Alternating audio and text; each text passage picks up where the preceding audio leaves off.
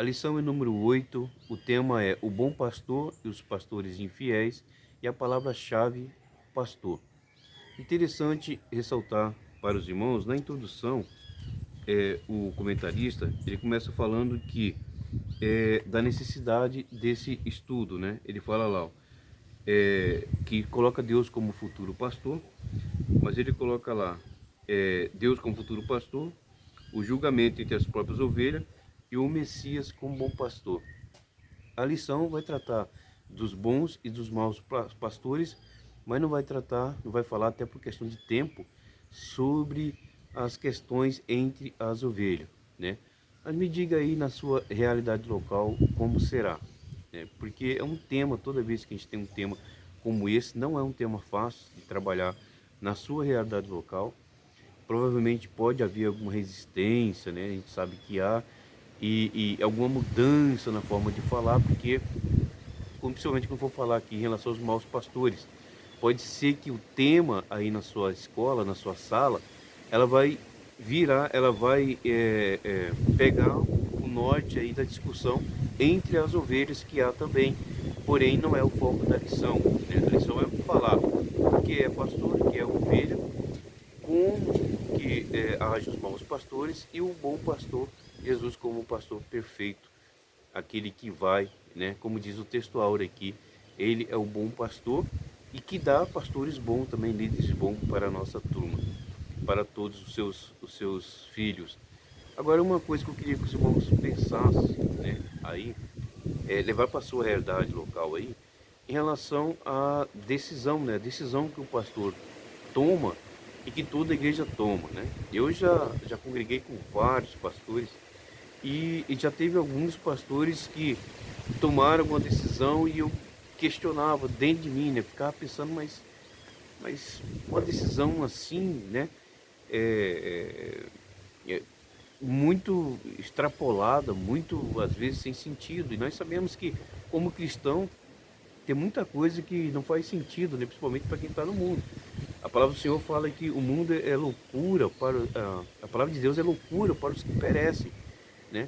Porque eles não entendem, não têm o conhecimento e por isso eles divagam aí por esse mundão. Agora, quando eu vejo, né? Então imagina só, a gente sabe que existem algumas situações, né? Com Ezequiel aconteceu muito isso, tendo a palavra de Deus usar ele, né? Em relação à mudança, em relação à situação dele deitado na praça.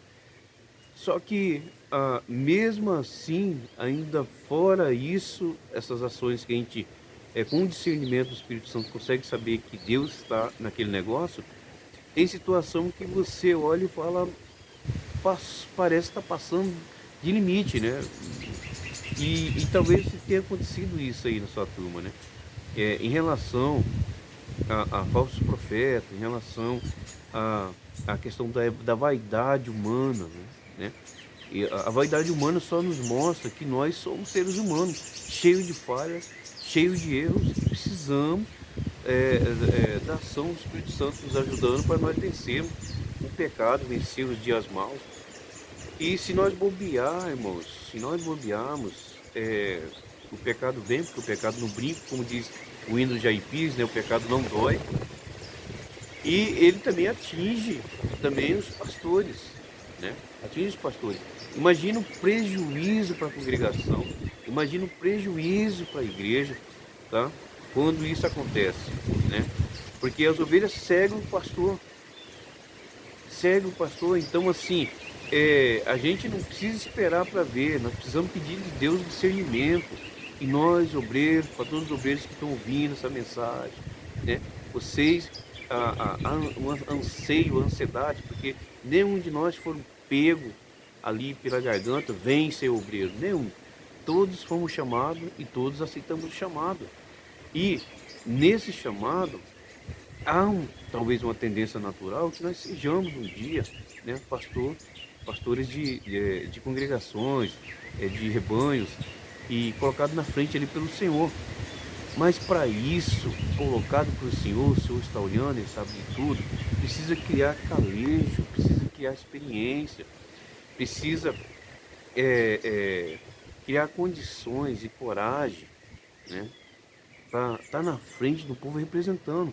a própria palavra do Senhor fala em relação àqueles que ensinam. Você, professor, que ensina, você tem a consciência da responsabilidade que você tem diante do público que você tem e de qual direção, muitas das vezes, a sua palavra pode dar para essa pessoa. Agora, você imagina, você traz uma palavra, você vai embora, você é responsável por aquela palavra.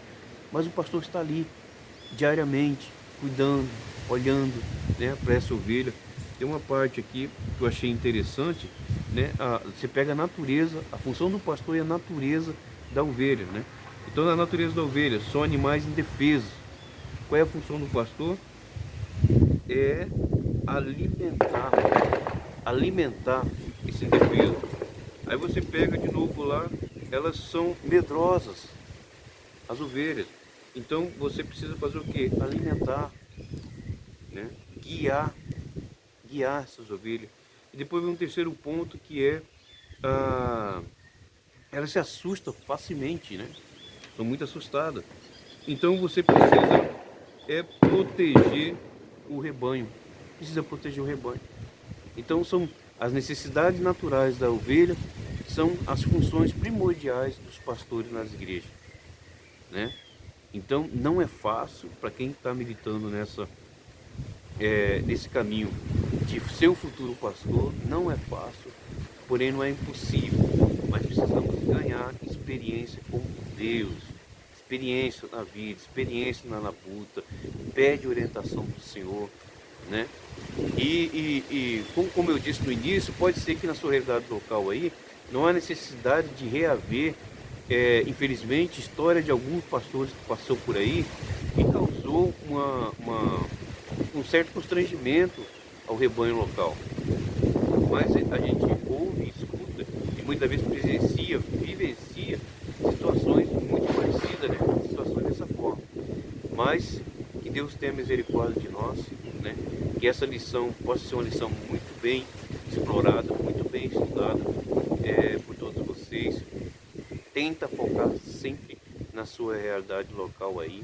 O que a sua igreja precisa, o que seus irmãos precisam. E lembrando, professores, sempre prepare uma aula que você gostaria de assistir. Que Deus abençoe sua vida, que Deus abençoe a sua congregação. Fique todos com Deus, em nome de Jesus.